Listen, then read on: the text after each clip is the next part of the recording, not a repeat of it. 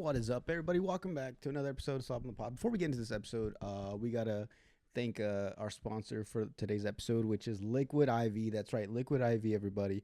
Liquid IV, if you guys don't know, is one stick in 16 ounces of water, hydrates faster and more efficiently than water alone. Contains 5 essential vitamins, B3, B5, B6, B12, and vitamin C. With 3 times the electrolytes of traditional sports drinks, made with premium ingredients, non-GMO, and free from gluten, dairy, and soy. Let me tell you guys, Liquid IV is my favorite. Once again, thank you guys for sponsoring this episode of Slob on the Pod, Liquid IV. I've used this way before they were a sponsor. I remember the first time I ever heard about Liquid IV was I had a really bad hangover, and one of my buddies gave it to me. He thought it was like a hangover cure. Like, he didn't know it was a little packet of hydration. He thought they made this for hangovers. Then fast forward a couple more months, then you realize this is for athletes and stuff, but honestly it's made for everybody. Like I said, I've used it to cure a hangover. I use it, I drink one before I go out. On my mama, I drink a stick of Liquid IV before I go out. Actually, I drink a stick of Liquid IV anytime I go out. I leave the house. They're also just very tasty, especially for I know there's some people out there that are fucking weird and they don't drink. They don't like the taste of water, so they need to add stuff to it. This is the perfect thing. It tastes amazing, and it tastes just like your regular Gatorade or something, but it also hydrates you way faster. And like it says, it hydrates you way more than all the water you would drink. Old school nowadays, back in the days, it was drink a gallon of water. No, drink 2 sticks of Liquid IV and you're good to go. And then drink more. And then drink everything else they have to offer. They have hydration packets. They have energy boosters. They have another one that's like a help sleep one that I'm going to have to get on. I need to order some of that. But yeah, guys, thank you, Liquid IV, for sponsoring the Slob on the Pod. Once again, actually not once again, let me tell you now, the main reason why they helped us out. If you go to liquidiv.com, you get 25% off. And if you use my code, TheSlobOnThePod at checkout, that's 25% off anything you order when you use promo code TheSlobOnThePod at liquidiv.com. That's 20% off, 25% off, plus free shipping. They also mentioned that we get free shipping, so 25% off plus free shipping off anything you order when you use my code, TheSlobOnThePod. Very easy. Literally the name of the podcast. So if this is one of your favorite podcasts, is something you like to listen to, and you're, buying some Liquid IV and you're like, what's the code? Just think of the name of the podcast. The Slob on the Pod is the promo code. You guys get 25% off plus free shipping. Go get hydrated. Stay hydrated. Thank you, Liquid IV, for sponsoring this episode. Let's get into it, right? Yep. Let's start.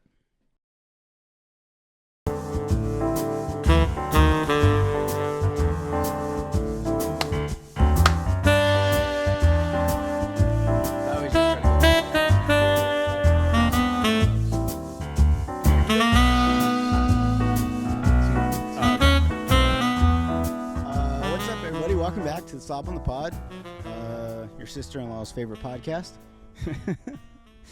I'm here again with Cody Beeson. Cody Beeson, how you doing, buddy? Hey, very well. Hey, thank you. Cheers, brother.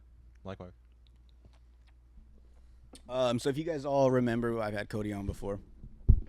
We all talked about kind of our little journey, I guess, through this whole trying to be a stand-up comedian, right? Well, it's a 10-year process, and we're in the month 6. Yeah. This is a big. We got a long road to go. Yeah, but whatever. I mean, you just got to chip away at it, right? Yeah, exactly. Yeah. But no, so I feel like with the time from then that we had you on up until now, we've had a lot go on, actually. Shit. Yeah, we've had a lot of experience, and last time we launched or announced the George Perez show. Yeah, it's correct. Yeah. So if you guys, I don't know if I showed you that someone commented on our episode that they had went to the George Perez show and it was awesome. They said it was a great time, which of course that's what we expected it to be. But yeah. So as last time I think we were talking about that we're gonna have the George Perez come down from LA. After that, we went to LA. And we made it a big deal to go see him. He had messaged Cody and told him that he was getting this big thing where he was getting his name written on the wall of the Comedy Store in LA, which is a very famous club. I want to say in the country. I mean, the Comedy Store is iconic. It's had Richard Pryor, Jim Carrey, Robin Williams, all the big names you could ever think of, like that all started out, went there, and it's got huge history. I mean, there's even an episode on what's that, Ghost Hunters, that it's haunted because it's been around for so long. The comedians that have passed away overdosed there, killed themselves around the area, like just jumped from. Yeah, so it's a big deal. And then to also get your name put on the wall is, I would say, equivalent to when famous people get their names put on a star. Yeah. I mean, I kept saying like the Hall of Fame status or something like that. But what it equates to is you're a paid regular. You're paid to work there. And I guess what I was banking on, and you by default, you're a part of all this too. I mean, like, oh yeah, of course. I was banking on these guys being funny. And dude, if you are a regular at the Comedy Store, if you're a paid regular, yeah, you're funny. You can hold any room, and obviously he can. So a lot of people said like George Lopez. I'm like, no, George Perez. And it didn't help that he's also like Mexican. No. So they were like, well, he's Mexican, but it's like, yeah, it's not the same Mexican though. Nonetheless, though, like, dude is funny. Dude is bringing funny people. Like, it's guaranteed a funny show. Yes, for sure. And that's I guess the formula that I've tried to adopt is like, all right, who do I know is funny? So if someone like Tom Segura and Christina Pazitsky and Joe Rogan say this guy's funny, then he has to be funny. Yeah. But no, it was just cool because we got to see him perform on stage. We saw him in the main room, which is another like iconic room right, where a lot of people perform. You know what I saw for the first time? I don't know if you already seen it on Netflix. They had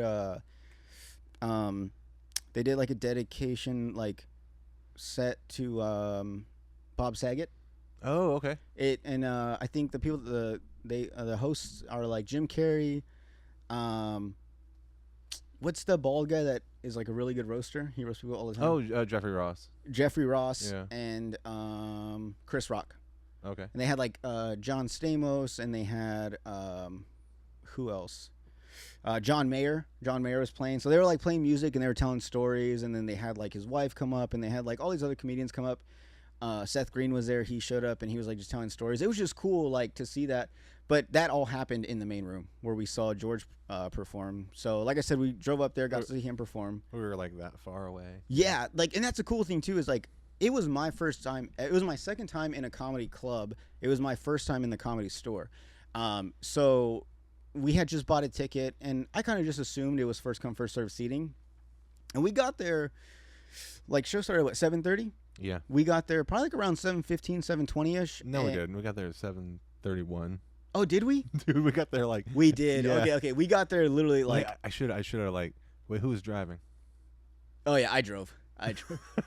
Why did I have to drive? No. Why did I have to drive, Cody? Check engine light. Check engine light on Cody's part. But I was just saying we got there right on time. But yeah. That experience. Mm-hmm. I mean, I'm so glad we went up there because I realized that's what we should have. We should have the comedians that come to the open mics be the ones that are helping out and get into the show for free, Yeah. Uh-huh. But the comedians, the local ones, we should be the ones like helping people like usher them, because the ushering part, I realized that was really big when George Perez said, "Man, you got to move people to the front of the stage, like right next to the stage, and then back. You got to fill it to the front to the back, and create that close atmosphere." Yeah, definitely, and it's very intimate, and so once again, like it was my first time in the Comedy Store, and it was like a big show. So I don't know about you. I don't know if you got the same feeling, but obviously we know about like hecklers and stuff. So like the comedians on top will call people out, but like at some point, some of the some comedians picked on only hecklers, and then you had some where like if their shit wasn't working, they would just like pick on us for no reason, and I kind of didn't like that because one, I was like a little high too, so I was like paranoid. Because it was almost like I felt like I was like in the splash zone at like SeaWorld. Yeah. Like I knew I was sitting close, but I didn't want to get wet. But like, I know I was sitting close, but I didn't want to get picked out. So that's why like I just laughed at their stuff or didn't laugh or whatever. I never tried heckling anyone or making eye contact with no one because I didn't want to be called out. I don't want to be picked on. Like there's people just sitting there having a good time doing what I was doing, and they'd be like, "What's this guy's fucking problem?" And the guy's like, "Oh," and it was like, "Oh, now the show's kind of on you." and it's like very awkward. So I was like very stressed out about that during the show. I hear you. Like, in a way, I think the professionals, they will not pull you, out or pick on you unless you are disrupting the show. If you are being a nuisance, your feet are on the stage, your phone goes off, you're talking, you're You get heckling. up mid-set. That was Yeah. another thing, like having to go up and go pee. Yeah. I was like so nervous. Right. But I mean that's one thing. But I mean the dudes that got thrown away, I don't know, thrown out. I mean, I don't know if they were Armenian or Russian or whatever. We were in LA. They were Armenian. Point Yeah, I being think was, so, yeah. Point being is they got thrown out because they were lit. I mean, they were loaded. They Oh, that didn't guy give was- a damn. Yeah. Well, no, his buddy was sober as hell. The Yeah. white guy next to him, the other big dude. Remember the guy that left with Yeah. him?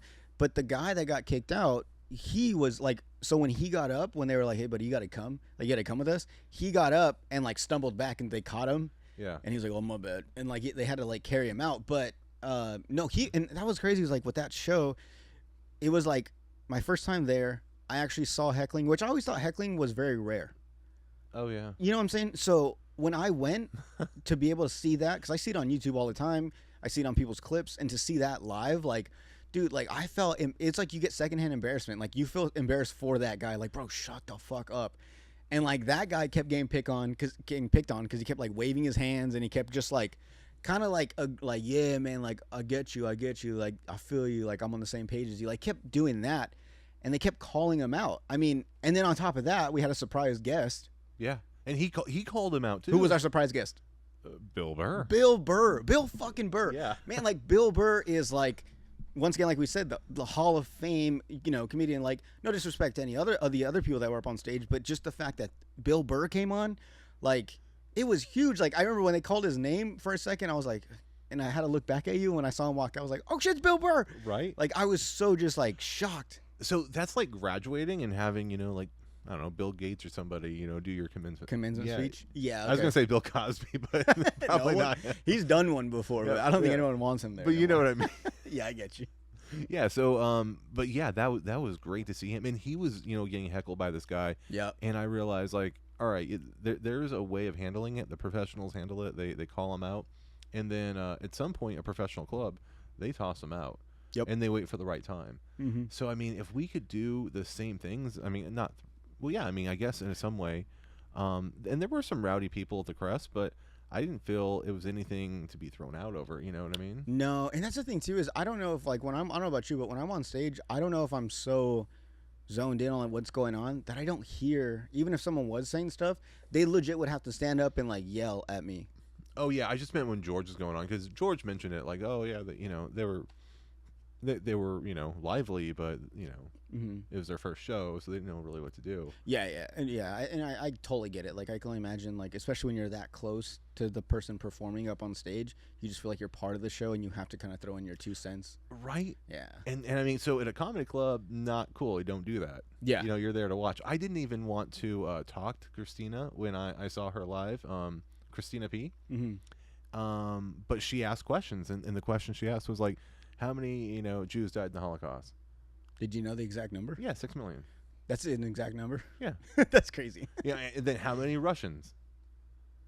20 million. All right, so her point was, what the fuck, Damn, you should be on Who Wants to Be a Millionaire. No, but the point is, she asked the crowd. I'm sitting like right where you're at, so of course I'm going to talk. So I didn't want to say anything to like throw her off because when you're like, dude, I'm still writing stuff down, Yeah, exactly. So I didn't want to say anything to like go any which way. I just wanted her to do her thing, Mm-hmm. So like, I don't know, it was really weird. I wanted to answer the question, but I didn't want to, you know what I mean? I felt like special to engage, but I didn't want to Like interrupt her set? run the show. Yeah. Yeah. You know what I mean? Yeah, because she probably has like a flow. Yeah. But I assume at that case, like if the comedians are asking the crowd, then you have to kind of participate. Otherwise, it's like, all right, well, this joke only works if you guys say something, Yeah. But if you're trying to jump in like mid set and they're telling a story or something, and you just want to like, you mean like whatever, like just kind of sound like say something to be like,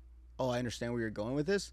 Then like that's when you're messing up because then now they have to address you. Some of the people we watched, I saw they had hecklers and they just totally they totally ignored them.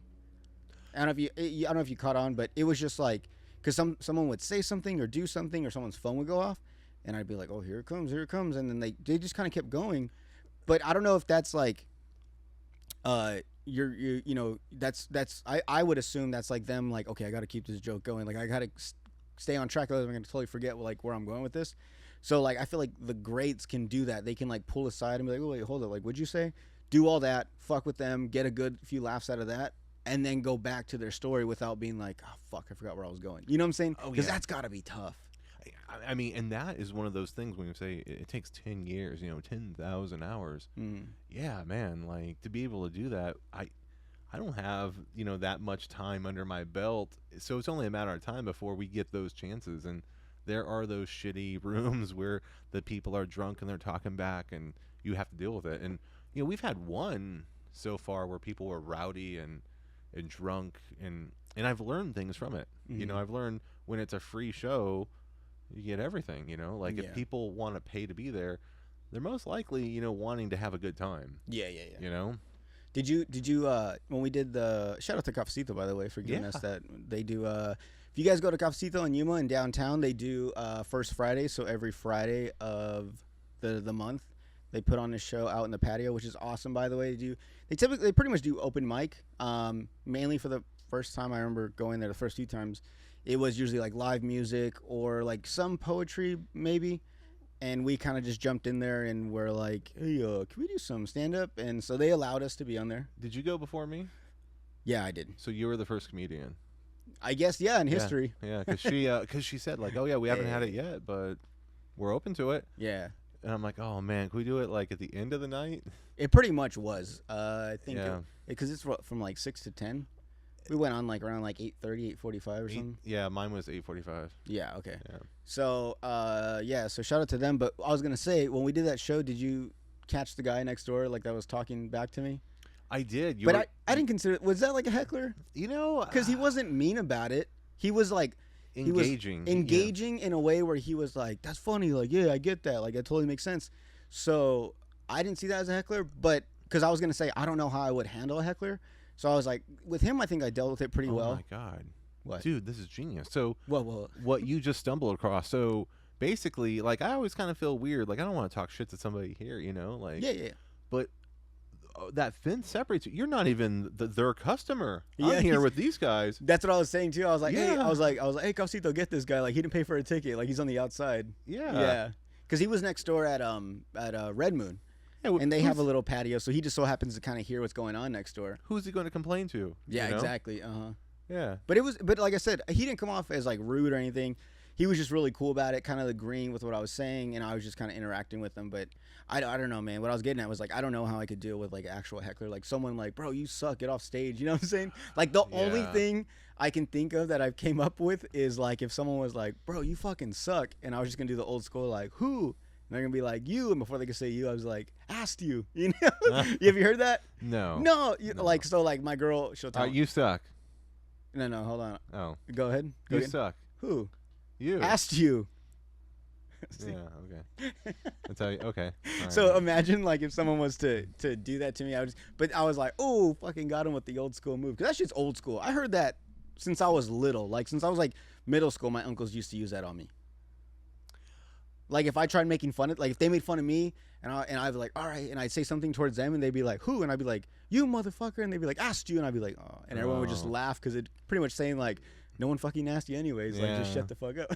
so I think that's like old school. So that was like my one comeback that I feel like I could use if I was ever to get heckled by someone. But like you said, there's some comedians that they prepare jokes for certain things that happen within like a set.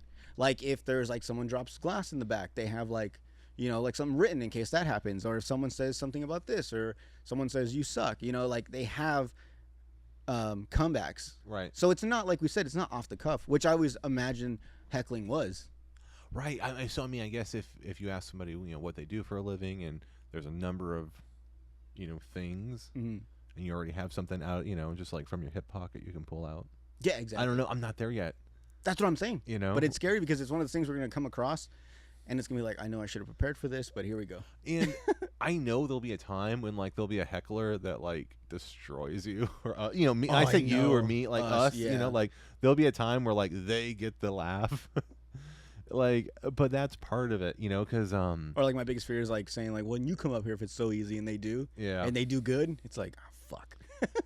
You know, so I guess like that would only break my heart if like I you know, like I was really trying and it didn't work, you know, like, but I guess, you know, like Kill Tony, for example, you know, the people that get, you know, not made fun of, but you know, the rude answers, the mean, those are the ones that really don't give a shit, you know, like, Yeah. if you're an actual comic and you're trying, like, I think there's some authentic, you know, feedback there. No, that's true. I get you. You know, where the people are like, oh, I just threw it in, I'm drunk, whatever. They get torn apart. Yeah. You know? That makes sense. Oh, if you guys don't know what we're talking about, when we mentioned Kill Tony, because I know we've said it a few times, I've just recently became a huge fan of this. I had heard about it, but then until you talked about it more, excuse me, goddamn, all gassy. I actually heard a few of the podcasts. So Kill Tony is, they have a podcast and they pretty much put on an open mic show. And they correct me if I'm wrong or if I say anything. It used to be at the Comedy Store. Okay, yeah. Yeah. And now they, like you said, they kind of do tours. So right now they're in Austin. Well, they moved to Austin. Yeah. Okay. Yeah. So as of now they're in Austin, but it's a podcast, like a live podcast where they have people, you know, it's like a open mic. And so what they do is they pull names out of like a bucket, and if your name gets called, you get up on stage and you get 60 seconds. And you pretty much just get to do pretty much like a minute of uninterrupted stage time. Yeah. And this could be, and I mean, from some of the episodes I listened to, it's some people that this is their first time. They've been doing it a few years. Some of them, they're like, oh, I opened up for Joe Rogan like a way back. And so they're like kind of like legit comics. They've been doing it for a while. So it's a little bit of everything. But it's just, it's so cool because crazy people. Yeah, and that's the thing. It could be anybody. Like, there's no background check to these people. And everybody is treated with respect up until the end of their 60 seconds. Yeah, they never get interrupted. If they say something, if they stutter, if they say some off-the-wall shit, no one can be like, oh, what would you mean by that? Nothing. Whatever they say within those 60 seconds, that's all on them, which I really like. Because there's a lot of times that I've listened to some and they say some stuff and I'm like, you're not going to like intervene, but it's like, oh, you got to give them their 60 seconds. Give them, you know, maybe they're going somewhere with this. So you give them a chance. And I always thought like the one, it's interesting and it's fun to watch, especially as like in our situation, you know, as doing like starting stand up, like I mean, I don't know about you, but I feel the nervousness or like how crazy it must feel when you get your name pulled walking up there. Yeah. Like, and then going up there and like performing. And it's crazy because obviously it's Tony Hinchcliffe and Brian Redband. Brian Redband used to be Joe Rogan's like Jamie pretty much. Yeah, it is. Yeah. And so, and then they also invite like one or two other like actual comedians. So I've seen ones with like Theo Von. I've seen Joe Rogan and Bert Kreischer. I've seen all the top yeah, all the main ones. So you're also performing in front of like these big names, and it could be like a game changer for some of these people. And some people it is, like some they do so well that like whoever is, you know, the guest or even Tony Hinchcliffe, they're like, hey man, like I got a show, you want to open up for me? Like right on stage, they give them like their big break in a way. Yeah. I mean, so if you're good, like Redband, he will give you a slot on the Thursday show, and that's a paid gig, like right off the bat. So Wednesday or Monday to Friday or Thursday, you have a gig. Yeah. And it's, like you said, professional. Like people, big names are on those shows. And from what I heard, like a lot of like when I listen to Joe Rogan, he brings up a lot of these like, oh, have you seen this one comic? And it's usually from Kill Tony. Yeah. He's like, dude, the guy killed on Kill Tony, and then I've seen a few of his sets here in Austin, and like he's awesome. Like I want to bring him on. And actually, there was a guy that his story was he went on Kill Tony and he got his name pulled. Hans Kim. Yeah. And Hans Kim started there. He did a set, and they were like, "Damn, this guy's pretty funny." And he just kind of kept going back. They invited him to do like, "Hey man, when we do the next Kill Tony, like, come, you're invited." And then and now he's opening in Vegas with like Joe Rogan and Tony Hinchcliffe. They do like a whole tour and stuff. Like it's just crazy, like that it's that this show or this podcast could bring so much like how so many other comedians, big names, can, they finally be like, oh, like I've seen that guy before. Oh, Because yeah. I mean, I don't know about you. I don't know how many I can think about, like how many people are trying to be comedians. Man, I mean, when you do the open mics in other cities, you really realize how many people come out. Like 30 people, 60 people, 100 people, 3 people. Like actual performers? Yeah, Oh, yeah. okay. And, so you figure how many people are actually across the nation trying to do this. And I think Rogan's mentioned, there's probably 1,000, like, people that can sell out theaters. In a theater, 1,000, 2,500 people? Yeah. Something like that. Mm-hmm. So, there's maybe 1,000 working comedians that can do that. And I realize that, man, like, it is an effort. If somebody hasn't heard of, or follow that comedian or that band or whatever, like, you've got to hustle tickets, Yeah, so, exactly. And I almost see it as, like, when I was younger, I used to skateboard. I used to skate, like, big time. Like, I skated a lot. Like, I was trying to be sponsored. I remember, like, there was, like, a statistic where there's, like, there's, like, 1 million kids that want to be, sponsored. Not like pro, but let alone just being sponsored by, like, a skate store or something. Yeah. And there's, like, even 1 billion more people that are, like, just trying to, like, become skaters. And, like, I've always just kind of, like, seen that. But from what I see, like, it's not that dramatic when it comes to comedians. But still, man, like, when I see, like, these other shows on Instagram and stuff, or, like, these places doing open mics, I see the people that they have perform, and I'm like, how many times has that guy done that? You know what I'm saying? Like, how many times, like, in his head is he thinking what I'm thinking? Like, I want to be a stand-up comedian. Like, I want to get paid to make people laugh. You know what I'm saying? And so I kind of sometimes psych myself out, like, man, there's a bunch of us that want to do this. Like, why is my story any different from any of these other guys? But then I think about it, like, when we see these open mics, and from what we've seen from, your open mics that you host, it's very rare that you get, like, occurring, like, stand-ups. Because there's so many times we have a show and, like, we'll get someone that comes maybe once or twice and we never see them ever again. Right. So some people travel from in and out of town, and maybe they're hitting it. Actually, somebody hit me up the other day. They're in town for 2 weeks. They're looking for an open mic, and unfortunately, we don't have any. Yeah. Like, hey, I know a dude that's going to be starting an open mic in a park. I'll keep you posted. Yeah. They're like in a fucking park. Whatever. Yeah. No. That's what I heard. Yeah, I know. I'm still got to work on that. Whatever. That's tough too, though. But I mean, because I was thinking more just set up and do it. But it's not the olden times anymore. It's not like where people walk through parks as much to where you catch. Because I was thinking, like, say if I go and do an act, right, and then, like, as people are walking by, they kind of jump in, like, mid set. They're like, I don't know where this is going. Like, this guy's really not that funny. So it'd have to be something where it's like, I'm starting at this time, people show up, and then they get the whole full set of what I'm going with. And then they get the whole thing. Otherwise, it's just people walking by and being like, oh, this guy's, like, trying to be funny. Let's see what he's got. And they so happen to walk up when I'm almost done. They're like, oh, what the fuck? That guy kind of sucked. Oh, man. So, like, the park thing is kind of tough. Ha ha for the homeless. That's a great name, by the way, though. Slob in the park. Slob in the park. Ha ha for the homeless would be funny, but I feel like a lot of people would assume I'm just doing stand-up for, like, homeless people. Yeah. Because, like, there's people running at the park. There's people trying to, like, work out. Oh, I think we go to, like, a homeless park, like by the library. Are there homeless parks? Yeah, like the library. That's where, like, people camp. Oh. Yeah. Oh, like down the street right here. Or over there, like, by downtown? Yeah, the historic one. Yeah.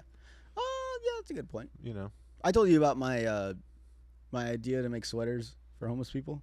No, what is it? So I wanted to use the homeless people. I don't know if this sounds bad, but I wanted to use homeless people as, like, a marketing tactic.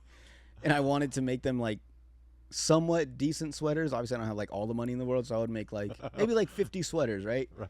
With, like, somewhat good material. And I wouldn't post about it or nothing. I would just let it speak I would let it speak for myself, and I would just give them to homeless people. So that way, when people drive around, they're like, why are all these homeless people wearing these white Slob on the podcast sweaters? Like, what's this all about? And then they look it up and they're like, oh, it's a podcast. And then they kind of just being like, I just use the homeless people. So I just give them, like, sweaters for the wintertime to stay warm. All right, I don't know if that's terrible. It might be a little bad, but I've got one for you. Okay. All right, so they're going to hold a sign. Hey, give me money for whatever. I give them sponsor money. Hold another sign. Follow Slob on the podcast. Oh my god! Now on Spotify or whatever. You know what I mean? Like, they have 2 signs. I pretty much like use them as like a billboard. Hey, that's so terrible. Exactly. Hobo advertising. It was on Sunny. Hobo advertising? Hobo advertising, yeah. It's always sunny in It's Always Philadelphia. Sunny, Yeah. Frank came up with hobo advertising. Hobo advertising. What? But yeah, I mean, why can't you do it? You'd be like, hey, Slob on the Pod's going to give me $1 for every new subscriber. What if like on the sign? That's what he says. I give him a sign with like a beer or something, and I'm like, And this tall can was sponsored by the Slob on the Pod podcast. Yeah, and a QR code, you know? Okay, that'd be kind of tough, but yeah. I don't know. Because it's got to be for people that are driving by. Yeah, I mean, but if he's hanging out there flying a sign, he'll probably make more money flying a sign than he would getting $1 for every subscriber. But that's a good idea. I like that. I just, like I said, I don't know how a lot of other people would take it, but I guess at that point it's like, well, what are you doing for them? Well, you know? Yeah, I mean, if anything, there will be somebody that takes offense because, dignity and whatever. People's dignity. Yeah. Yeah. But I mean, they're sleeping on the side of the road asking for money. So no, I'm just kidding. That's terrible. Well, what dignity do they have? I mean, dude, if you want, we could print some signs. I was thinking about printing some signs for. I don't want to like give away all my ideas, but I was thinking about printing some signs for the upcoming show. Oh, that's right. We should have mentioned that in the beginning. Oh, I figured there was time, right? So do you want another? Yeah, go ahead and get another before I'll kind of talk him into it before you come back. So obviously, you guys. We had the George Perez show at the Kress, and very soon after that show, we already had news that old Cody Beeson over here was on the path to making another show at the Kress, because obviously it was a great show. You guys should have came out. If you did come out, thank you all for coming. If you didn't, it's all right. We totally understand. But there is going to be another show September 30th, correct? September 30th. September 30th at the Kress. And I'll let Cody. Excuse me, I'm so gassy. Fuck me. I'll let Cody talk about who these guests are that we got, because it's another big show, and once again a huge name coming, especially out of LA. Just like George Perez, he was on Joe Rogan, Your Mom's House, all these podcasts, the Bertcast with Bert Kreischer. Same thing. These guys have been on major platforms. So go ahead, Cody. Who we got coming out? Josh Potter and Chase O'Donnell. And I guess the only thing that matters is cheers. Hey, cheers, sir. Is will it be a good time? Will the comedians bring a great show? Yeah. And when you bring, quality talent, like when you bring people that perform with Tom Segura, Christina Pazitsky, like these big headliners that travel the nation, it's going to be a good show. Yes, definitely. Go ahead. No, Reese out of Phoenix. Like Reese I've seen him at the Joe Rogan Tony Hinchcliffe show back in May. Like, oh shit, Reese is funny, and he's an up and coming comedian out of Phoenix. So okay, but yeah. So like I said, it's another big show. You guys should definitely be a part of. If you guys follow either me or Cody or 928 Comedy, you'll see. He mainly, I need to get on it, has been posting a lot of stuff about these guests that we got coming on. So, and that's what I think we should have done with George. We should have maybe put out some bits that he's put on YouTube, just so people kind of get an idea of what comedy's coming up. Because I think with Josh Potter, he's definitely, he has his own style, I would say. So I think we should like maybe put little clips, segments when he was on podcasts. Same thing with the other, two guests or other two performers we have coming on. So like part of me, like I don't want to take their stand-up bits, because I think if I don't want to like fuck up whatever they have going on stage. But I think you're right. If there's something from like a podcast, everybody's agreed to do like promo videos, so we'll do that. But yeah, I mean, I think definitely share some stuff from the podcast they've been on. And what was cool was going back to when we went to George Perez's show at the Comedy Store, we ran into Josh Potter. Yeah. So we got to, if you guys ever been to the Comedy Store, there's an outside patio that faces like Sunset like Strip, like the street right there. So it's where pretty much like the most of the comics hang out at. After their set or whatever, there's a little bar and stuff, and we got lucky enough that George noticed us and let us go in there with them, so that was cool. So we were pretty much just hanging out, like in a way, like backstage with all these comedians. And so at one point I was like, I think we're kind of in the way. Everyone's kind of like trying to mingle with all the comedians, so let's like stand off to the side.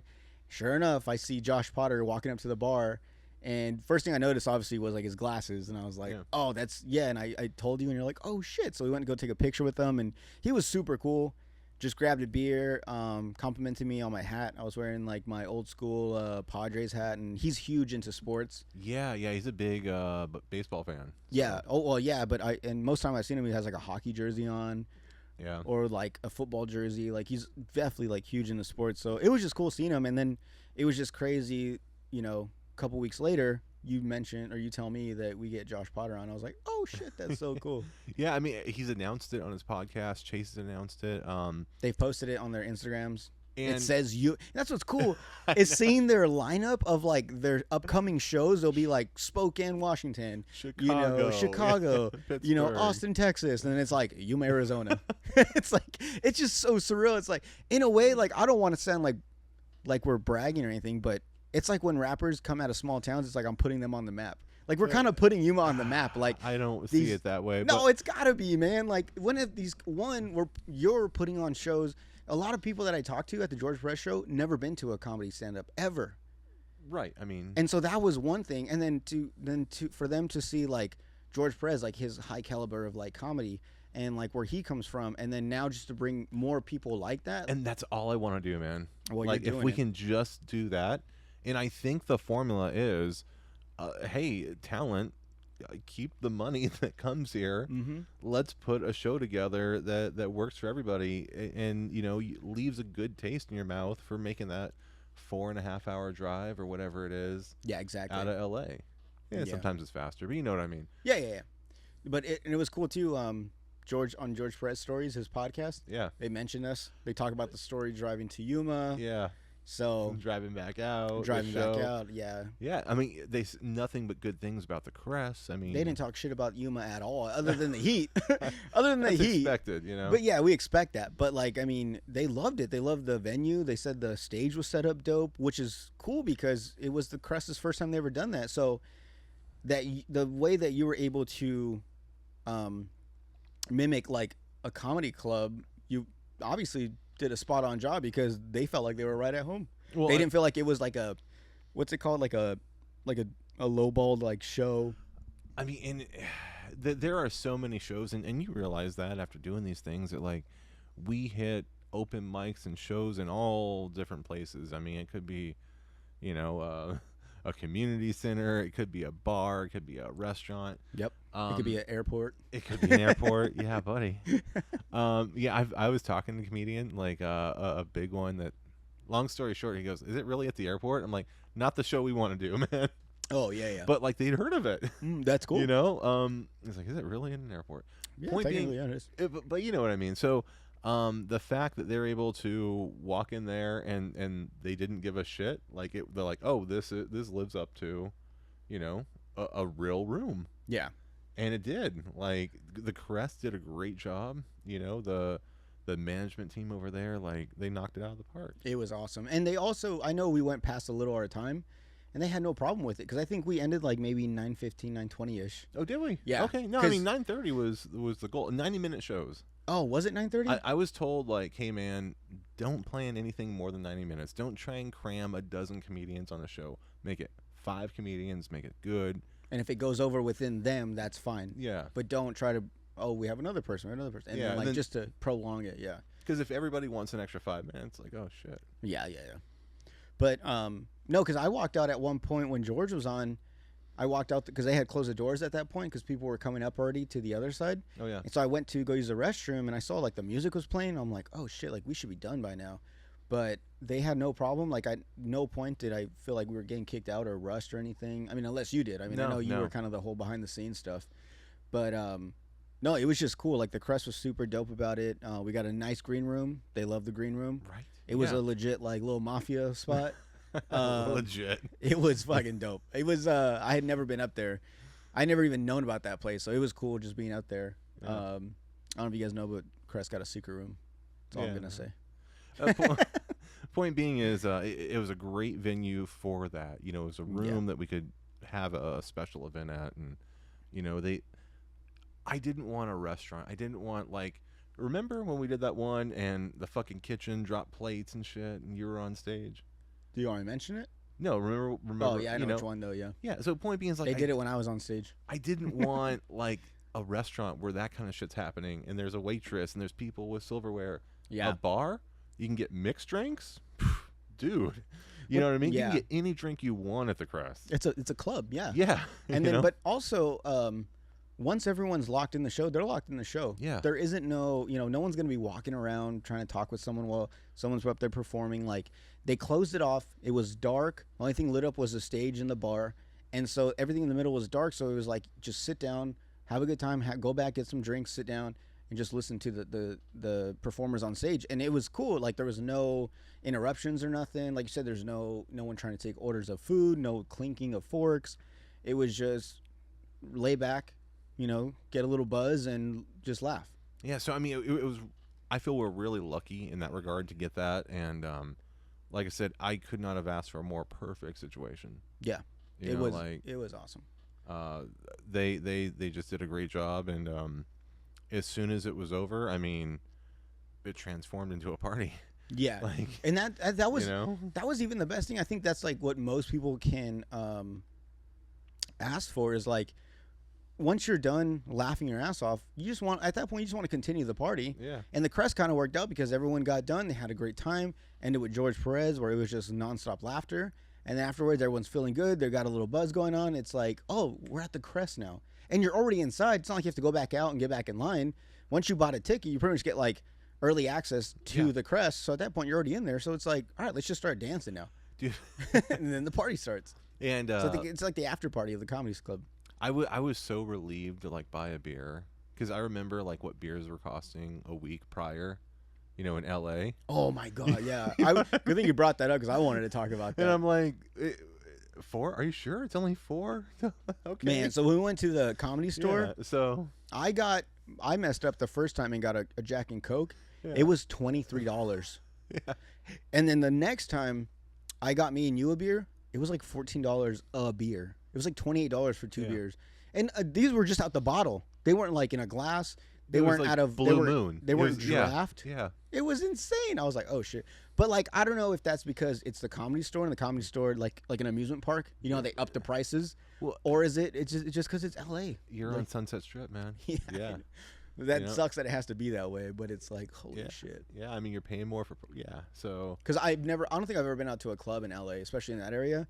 So I don't know what a drink costs. I can only imagine going out to a club, or like a high end bar. Oh man, yeah, Well, I mean, I can only imagine. Yeah. But I've never been to one, so you're like that was a trip. Like, I was like, holy fuck, this is expensive.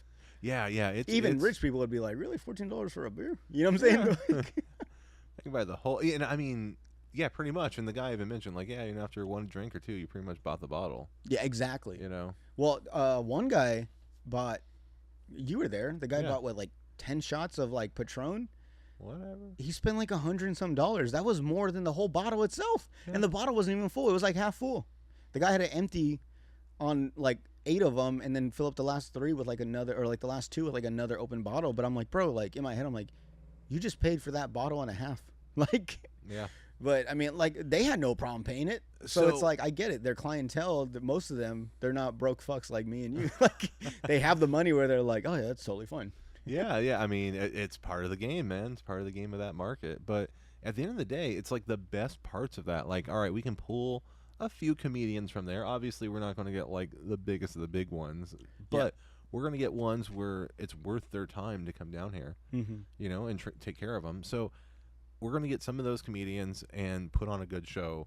That I guess the plan is to get them from there, and that's the best part of a comedy experience. You're not going to have a 2-drink minimum here. Yep. And the drinks are reasonable. There's no like paid parking. That was the other thing. I see this on flyers, like free parking, no minimum. Like, why do you have to mention free parking? Yeah. Like, duh. But point being is, there are some benefits to being able to go out here in Yuma, and I really want to keep prices where they are. You know what I mean? Like, I think there's some value in like these comedians. Like, they won't put their name on something that's too low. And then there's also like the market. What can the market? We're not a casino. So the casino can charge what they charge for some of those shows. But yeah, exactly. I think like at $20 a ticket, and when there's promo codes out there, Yeah, You so get if them you for guys, $10, you know? yeah, so for this show, if you guys are paying attention, we usually have like a little promo code too. So if you guys are following one of us, or if you're following, one of the other comedians and they have a promo code, we're gonna put that out on our stories, so you don't have to spend your money on a full price ticket. So definitely that helps out a lot. It's 50% off usually.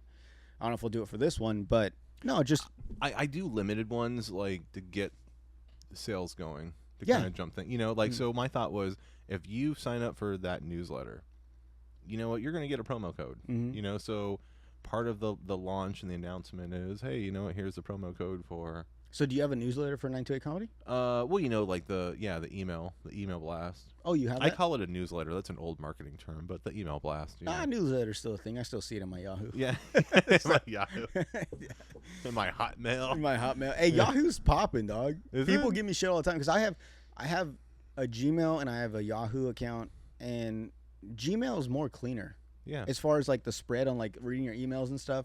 And I don't know.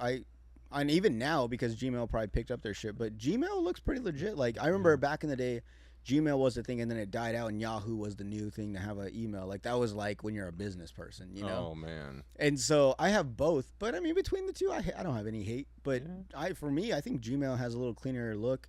Most of my Gmails are like if I have a business one, it'll be like jordanatondo3@gmail.com, not Okay. like, You have a Jordan's asshole 34 at Yahoo. You know, That's what the Yahoo account is That's for. what that yeah, one is, Those yeah. throwaway ones. yeah, the Or your AOL. Johnny 69. Yeah. But I was gonna mention, going back to the LA show. I remember at one point, or when we were in the Comedy Store, I don't know about you, but I've had this huge feeling like for the first, I want to say 30 minutes, I couldn't pay attention to the acts on stage because I was just so in, because you had been there before, correct? Right. Yeah. Before we had gone. Yeah. So it was my first time. I was just so in awe. Like I was looking at the walls, I was looking at the ceilings, I was looking at the lights. Like I was just like, I can't believe I'm here.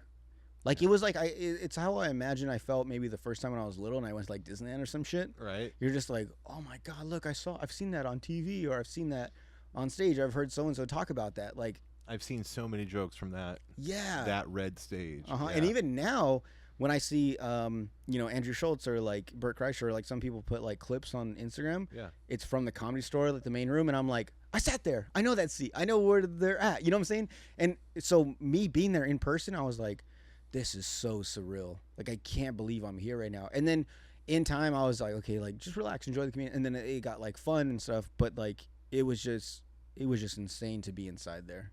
So 100% of the reason why I did the design of that George Perez, artwork Oh, that was the Comedy Store. was the The was main room, yeah. that I mean, because he sent me like 4 photos. Oh, okay. I wanted the one that reflected the Comedy Store, like, and it's only appropriate. Like he just got named, like, yeah, we're bringing somebody down from there. Yeah, exactly. And dude, like I said, as long as that kind of talent can come down and bring a quality show, and people here can attend a quality show at a reasonable price, you can't go wrong, right? Like, yeah, exactly. that's the goal, Mm-hmm. And that's really all I want to do is just like put those on, and go from there. Well, like I said, man, you're doing like a great job. How nerve-wracking are putting on these shows though? Because there's so many things, like we talked about last time. There's so many things like that you have to worry about, and then there's things that you're like, I didn't think about that. Like chair placement, table placement, VIP placement. Like, yeah, so much goes into these shows. On top of that, you're an act in the show, so you can't just be like me, where all I worry about is like, well, Cody's got everything. All I gotta do is have my set ready.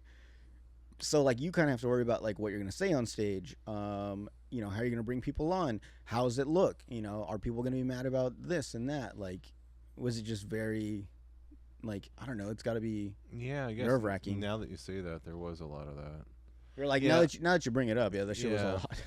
No, and I had someone try and talk me out of it, and like, the whole thing is like, dude, we're not making money on these things, Nope, not at all. but we can like perform with some of these comedians that I love, that I hope you love too. Like, Oh yeah, definitely. I mean, this is why I want to do it. Like, and I even have a joke, and I said like, it would take people years to get on the stage with these guys. Yeah. And, I mean, for an open micer like us to share stage time with these guys, come on, man. Like, yeah, and in a way too. One of the comedians I had talked to a while back when we did the Ricky's Other Place show. Yeah. One of the guys from Vegas, the Mexican dude. I don't remember his name. Carlos Rodriguez. Was it Carlos Rodriguez? Yeah. From Vegas? Uh-huh. Okay, so he had told me, like, bro, like, if you ever, put on, because he was saying, like, yeah, he told me pretty much what you've been doing. Reach out to these bigger comedians, try to get them here, put on the show. He's like, and then you open up for these people, and that's like, in a way, like, this is like a job. So it's like you could put these guys on your resume.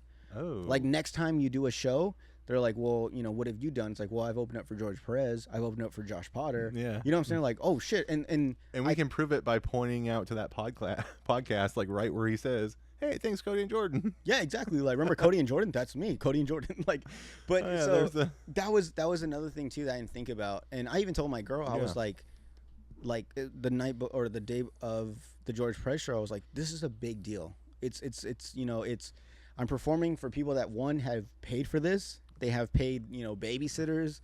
Some people, are saved, like, they just got paid, so like, oh, I'll spend some money on these people, So they took a chance on us. And then also, the end of the night, the headliner, George Perez, like, now I can say, like, I've done comedy setting up for George Perez in a way. Like, and it's not so much, like we said, we kind of cheated in a way, because it's not that George was like, hey, you guys should open for me.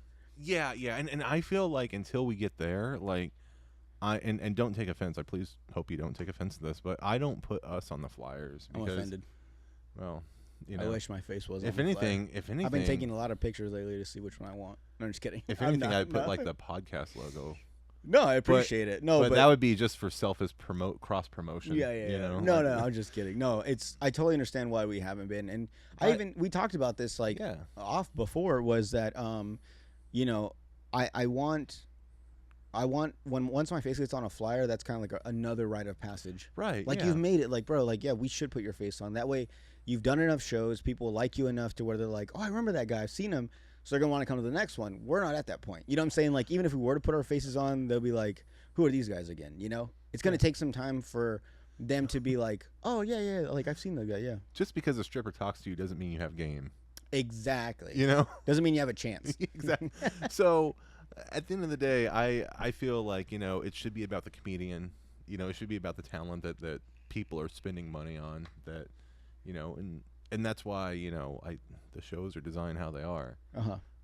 But yeah, at some point, I mean, that's like you said, a rite of passage to get on there. Yeah, exactly. So like I said, I didn't take no offense. I know my time will come.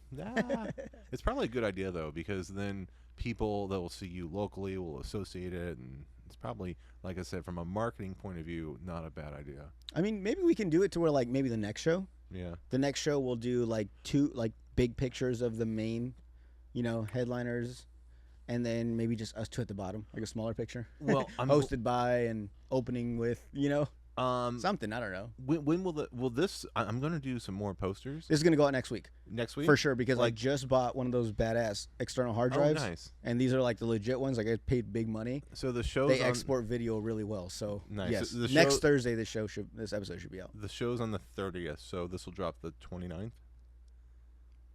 September 30th. I'm kidding. You fucking piece of shit. You asshole. September 29th next year. Got it.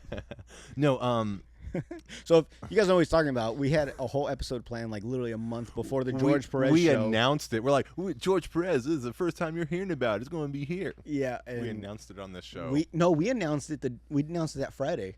I finally put it out Friday. Well, before the show, so by then it was like, But I guess what I'm saying is, like, we had recorded a podcast like 6 weeks before. We marketed this way ahead of time. Yeah.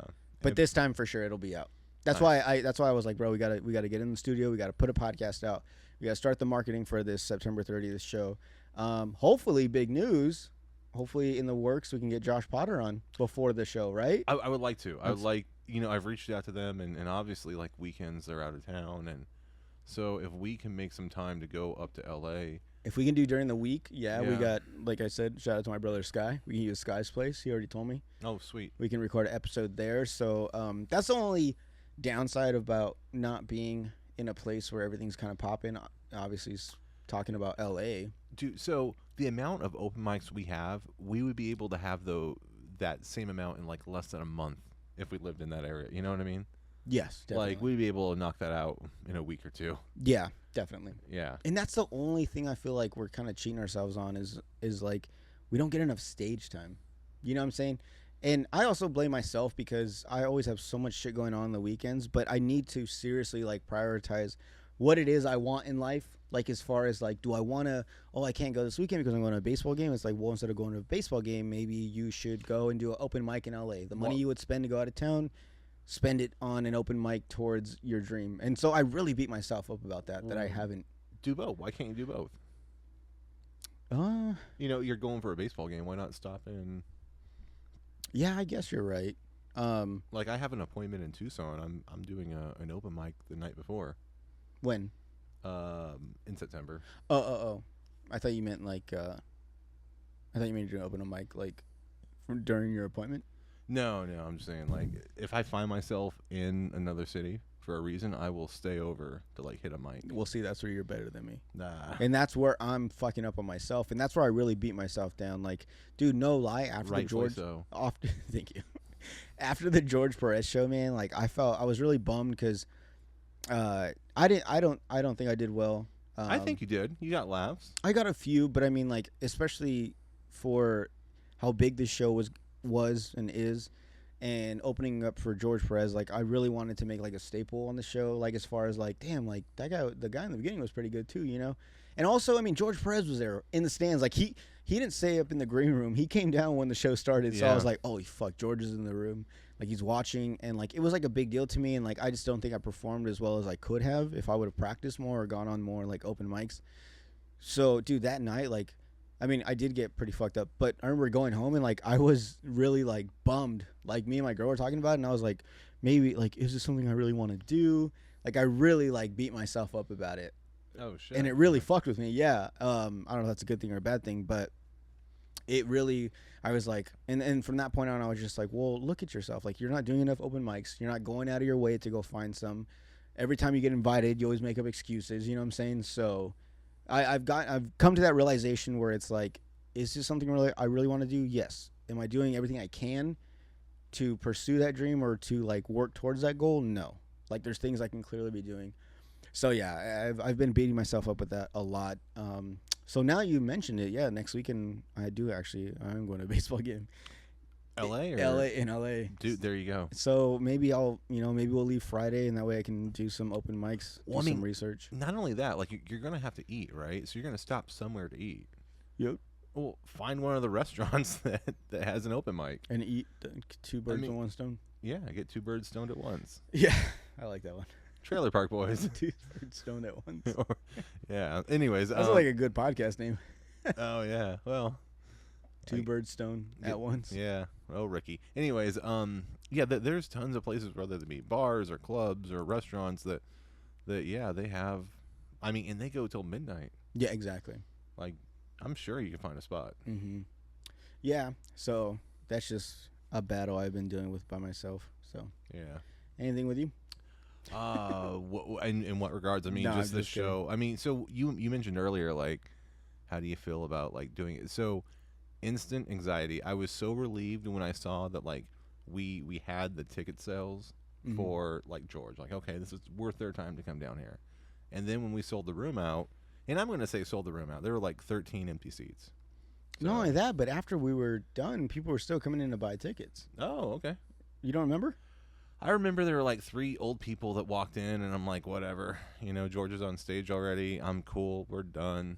Yeah. Fuck it. Let him stay, you know? True. But point being was, that felt great to like, okay, we brought a quality show. People are laughing. It was a good time. And then it instantly started over at 0. You know what I mean? Like, okay, we got this new show and it's back to 0 and we got to fill the room again. I see. Yeah. And, so yeah, there's some of that that kind of gives you anxiety. Yeah. I mean, it's just so many things that add up though. Like, especially, like I said, like with you putting on a show, other things go into the mix opposed to like just me, where I just gotta prepare on what I'm gonna say. You have, are we gonna sell out? is there going to be enough seats for people? Are they going to like it? You know, Right. are we going to be able to do this again? Like, I mean, I don't know. That's just maybe me with my anxiety, like the things I would be thinking about. But I don't know. Maybe you were just like, let's just see what happens and go with the flow. No, 100%. You think about that 100% of the time. Yeah, definitely. Yeah, you know.